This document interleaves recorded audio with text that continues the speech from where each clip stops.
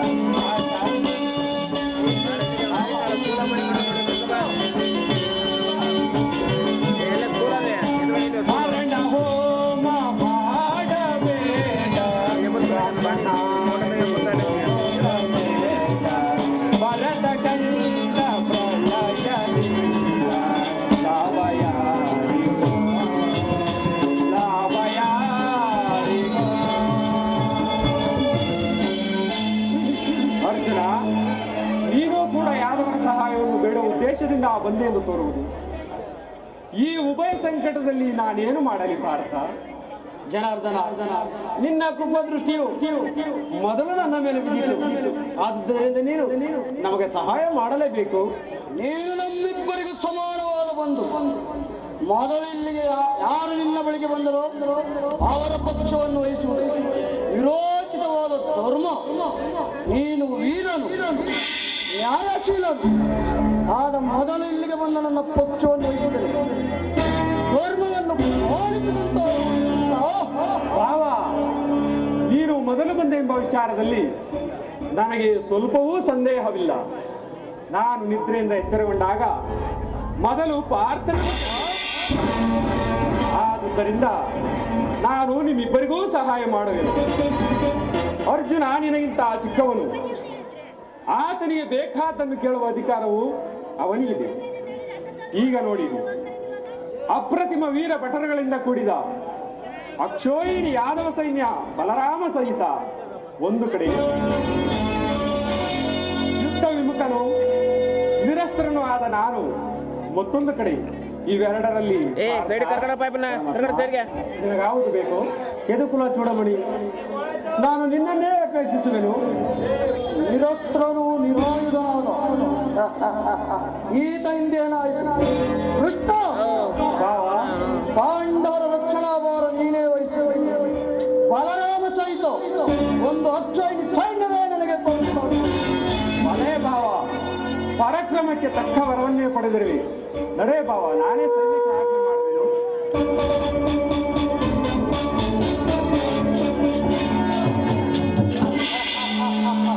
ಕಾಪಟ ನಾಟಕ ಸೂತ್ರದೋರಿ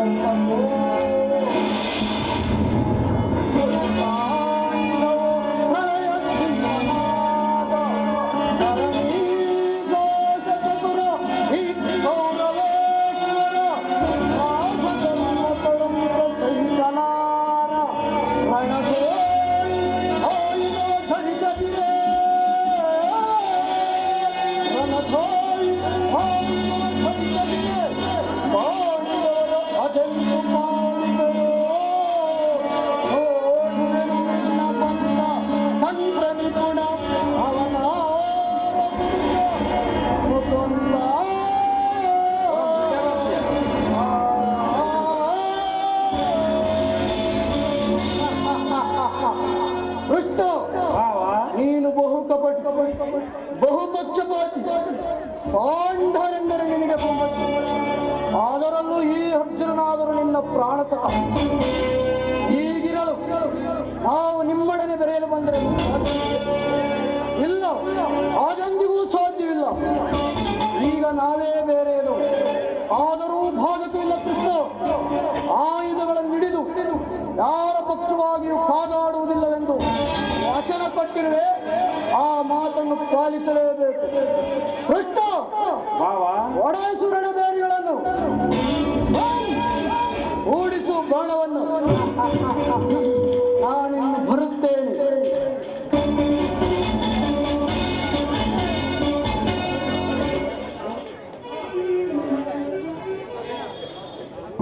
ಈಗ ನನ್ನ ಪ್ರಯತ್ನವು ಸಾರ್ಥಕವಾಯಿತು. ಆರ್ಯವರ್ತದ ಯೋಗಿ ಶ್ರೇಷ್ಠನು ನನ್ನ ಪ್ರಾಣ ಸಮನೂ ಆದ, ಬಂಧುವೂ ಆದ ಭಗವಾನ್ ವಾಸುದೇವನು ನನ್ನ ಸಾರಥಿಯಾಗಲು ಸಮ್ಮತಿಸಿದರು. ಯಾದವ ಅಗ್ರಣಿಯು ಪಾಂಡವರ ಪಕ್ಷವನ್ನೇ ವಹಿಸಿದರು ಎಂದು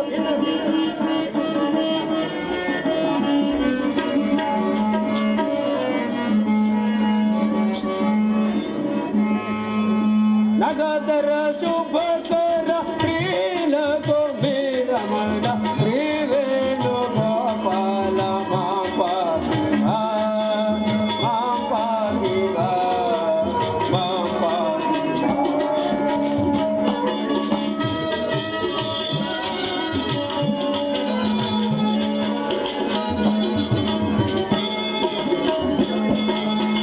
ನಗದರ ಶುಭಕರ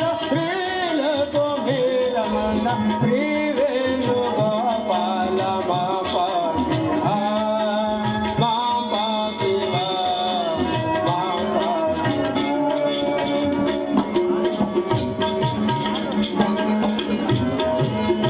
ನಾರದ ಗಾನವಿ ಗೋಲ ಶ್ರೀ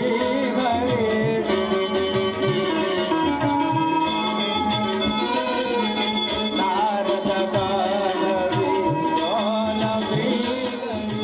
ಕರುಣಾ ಸಾಗರ ಕಾಮ ಜನಕ ಕೃಷ್ಣ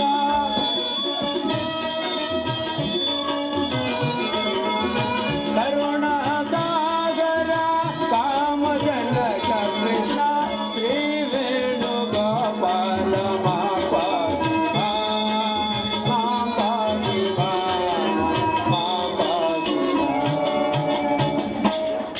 ಹೇಳಿ ಸರ್. ವೇದ ಗೋಚರ ನಿಗಮ ಗೋಚರ ನಿಗಮೋದಾರ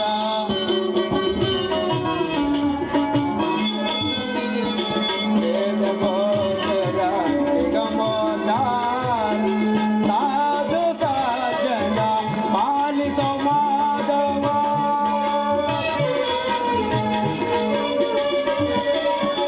ಸಾಧು ಸಾಜನ ಪಾಲಿಸೋ ಮಾಧವ ರಾಧಾ ರಮಣ ಶ್ರೀ ವೇಣುಗೋಪಾಲ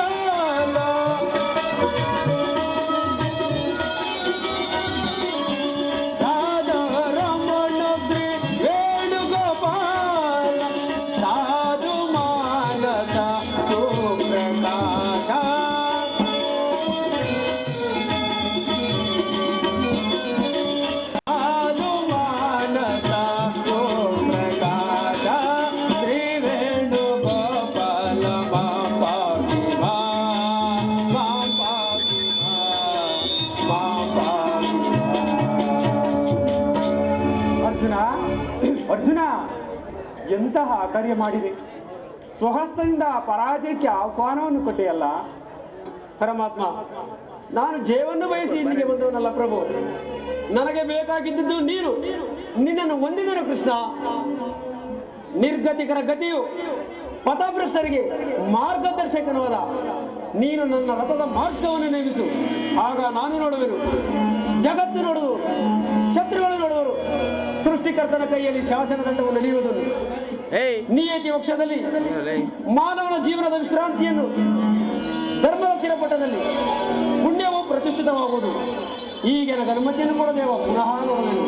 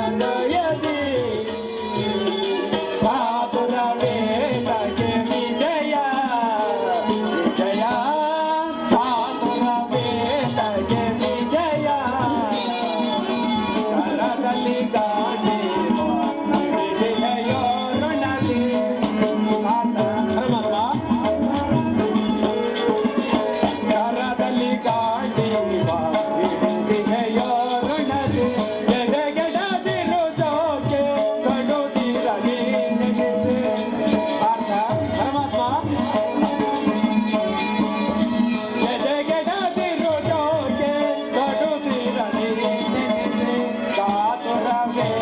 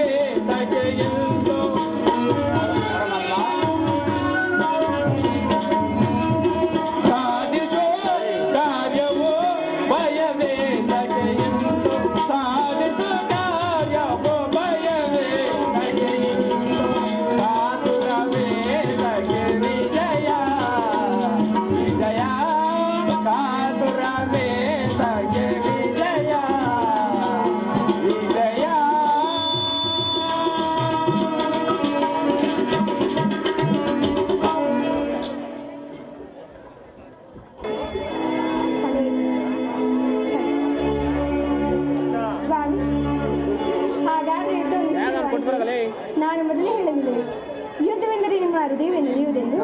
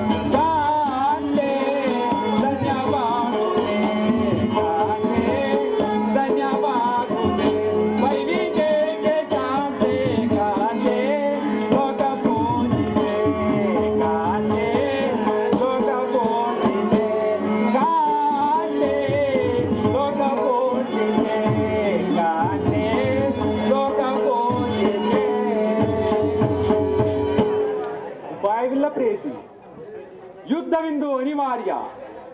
ಆದರೆ ಇದು ಎಂತಹ ಯುದ್ಧ! ವಿಶ್ವ ಸೃಷ್ಟಿಯಲ್ಲಿ ಈವರೆಗೂ ಎಲ್ಲಿಯೂ ಆಗದ ಚಿಂತೆಯ ಹತ್ಯಾಕಾಂಡ. ಒಂದು ಕಡೆ ಕೌರವರ ಅಕ್ಷೋಹಿಣಿ ಸೈನ್ಯದಳ, ಭೀಷ್ಮ, ದ್ರೋಣ, ಕೃಪ, ಅಶ್ವತ್ಥಾಮ, ಕೃತವರ್ಮ ಮುಂತಾದ ಮಹಾರಥಿಕರು. ಮತ್ತೊಂದು ಕಡೆ 7 ಅಕ್ಷೋಹಿಣಿ ಪಾಂಡವ ಸೈನ್ಯ. ಯುದ್ಧವು ಮುಗಿದ ಮೇಲೆ ಈ ಮಾನವ ರಾಶಿಯಲ್ಲಿ ಅದೆಷ್ಟು ಜನರು ಜೀವಂತವಾಗಿ ಉಳಿಯುವರೋ? ಯುದ್ಧ ಯುದ್ಧ, ಪ್ರಪಂಚದ ಅನಂತ ಪ್ರಳಯ, ಹಸೀಮ ಧ್ವಂಸ. ಪ್ರಭು, ಈ ಮಾನವ ಲೋಕವನ್ನು ಪ್ರಳಯಾವರ್ತದಿಂದ ರಕ್ಷಿಸಿ ಸ್ವಾಮಿ. ಅಧರ್ಮದ ಆಕ್ರಮಣದಿಂದ ಧರ್ಮ ರೂಪಗಿಡಲೇಕೆ? ಶಾಂತಿ ಸಂಧಾನಕ್ಕಾಗಿ ಪ್ರಯತ್ನಿಸಬಾರದೇನು? ಶಾಂತಿಯಿಂದ ಸೃಷ್ಟಿ ವಿಕಾಸವಾಗುವುದಿಲ್ಲ ರುಕ್ಮಿಣಿ. ಯುದ್ಧವಿಂದು ಅವಶ್ಯಕ. ಆದ್ರೆ ಆ ಯುದ್ಧದಲ್ಲಿ ನಾನೊಂದು ನೂತನ ಜಗತ್ತನ್ನೂ ನಿರ್ಮಿಸುವೆನು. ನನ್ನ ಸಮರ ಗೀತೆಯು ಮಾನವರಿಗೆ ಧರ್ಮದ ಪರಾಕಾಷ್ಠೆಯನ್ನು ಬೋಧಿಸುವುದು. ವೀರರ ರಕ್ತದಿಂದ ಪೃಥ್ವಿಯ ಕಲುಷವನ್ನು ತಳೆಯುವೆನು. ಕುರುಕ್ಷೇತ್ರದ ಧೂಳಿಯ ಒಂದೊಂದು ಕಣವನ್ನು ರಕ್ತ ರಸದಿಂದ ತೋಯಿಸಿ ವೀರ ದರ್ಪದಿಂದ ಸುಸರಿಸ ಮಾಡಿ ಪುಣ್ಯ ಬೀಜವನ್ನ ಹಿಡುವೆನು. ಆ ಬೀಜವು ಹಂಗೂರಿಸಿ ಮರವಾಗಿ ದರ್ಶನ, ವಿಜ್ಞಾನ, ಧರ್ಮ, ರಾಜನೀತಿ ಮುಂತಾದ ಹಲವಾರು ಫಲಪುಷ್ಪಗಳನ್ನು ಜಗತ್ತಿಗೇ ಕೊಡುವುದು. ಸ್ವಾಮಿ, ನಿಮ್ಮ ಸ್ಪರ್ಶವು ಮೃತ ಸಂಜೀವಿ. ಆ ದೃಷ್ಟಿ ಮಾತ್ರದಿಂದಲೇ ಈ ಜಡ ಜಗತ್ತನ್ನು ಜೀವಂತವಾಗಿ ಮಾಡಬಲ್ಲೆ. ಆದ್ದರಿಂದ ಈ ರಕ್ತಪಾತದ ಅವಶ್ಯಕತೆ ಏಕೆ? ರುಕ್ಮಿಣಿ, ಸ್ವಾಮಿ, ಕಾಳ ಸರ್ಪ ಕಚ್ಚಿದವರನ್ನು ಮೃತ್ಯುವಿನಿಂದ ರಕ್ಷಿಸಬೇಕಾದರೆ ವಿಷ ಸ್ಪರ್ಶವಾದ ಅವಯವವನ್ನು ಛೇದಿಸದ ಹೊರತು ಮತ್ತಾ ಉಪಾಯವೂ ಇಲ್ಲ. ಆರ್ಯಾವರ್ತಕ್ಕೀಗ ಇಂಥ ಅವಸ್ಥೆಯುಂಟಾಗಿದೆ. ಅಭಿಮಾನ ಸೂರ್ಯದಿಂದ ಪ್ರಮತ್ತರಾದ ಕ್ಷತ್ರಿಯರ ನರನಾಡಿಗಳಲ್ಲಿ ರಕ್ತಾಧಿಕ್ಯವು ಹೆಚ್ಚಿ ಅಧರ್ಮ ರೋಗದ ಅಹಂಕಾರವು ಕಾಣಿಸಿಕೊಂಡಿದೆ. ಅದನ್ನ ರಕ್ತಕ್ಷಯದಿಂದ ಸಂಪೂರ್ಣವಾಗಿ ನಾಶ ಧರ್ಮರಾಜ್ಯ ಸಂಸ್ಥಾಪನೆ ಆಗುವುದಿಲ್ಲ. ಸ್ವಾಮಿ, ಇಷ್ಟೊಂದು ಜನರ ಮರಣದಿಂದಾಗಿ ಧರ್ಮ ಸಂಸ್ಥಾಪನೆಯಾಗುವುದಾದರೆ ಅಂತಹ ಧರ್ಮಕ್ಕೆ ಧಿಕ್ಕಾರವಿರಲಿ. ಈ ಘೋರ ಹತ್ಯಾಕಾಂಡವನ್ನು ನಿಲ್ಲಿಸಿ ಸ್ವಾಮಿ. ತಾವು ಮತ್ತೊಂದು ಸಾರಿ ಶಾಂತಿ ಸಂಧಾನ ಆಗಲಿ ರುಕ್ಮಿಣಿ. ಸ್ವಾಮಿ,